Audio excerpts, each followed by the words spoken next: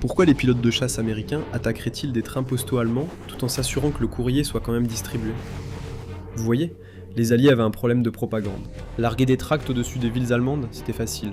Ils l'ont fait par millions. Mais tout le monde savait ce qu'était un tract tombant du ciel. Et dans l'Allemagne nazie, vous étiez censé le remettre directement aux autorités. Donc le message se diffusait rarement. Mais recevoir une lettre cachetée, c'était différent. Les gens faisaient confiance à la poste allemande.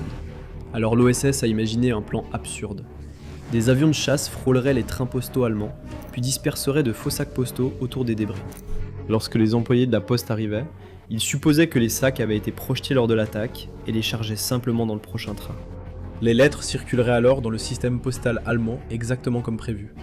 Ces lettres semblaient totalement authentiques. L'OSS a contrefait les timbres à l'effigie d'Hitler, copié les oblitérations de véritables villes situées le long de chaque itinéraire de train, et a puisé des dizaines de milliers de noms dans les annuaires téléphoniques allemands, afin que chaque enveloppe soit adressée à une vraie personne.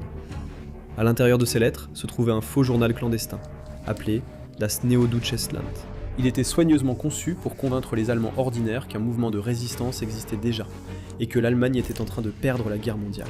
Les Américains l'ont appelé Opération Cornflakes, parce que les lettres étaient censées arriver avec le petit déjeuner. Entre février et avril 1945, seulement, 10 missions ont largué plus de 300 sacs postaux, transportant environ 100 000 lettres falsifiées. Personne ne sait exactement combien ont atteint leur destination, mais les Allemands ont fini par devenir méfiants, en partie parce que les annuaires téléphoniques étaient obsolètes, et que certaines lettres ont été remises à des soldats qui étaient déjà morts dans cette même guerre que, selon les journaux, l'Allemagne était en train de perdre.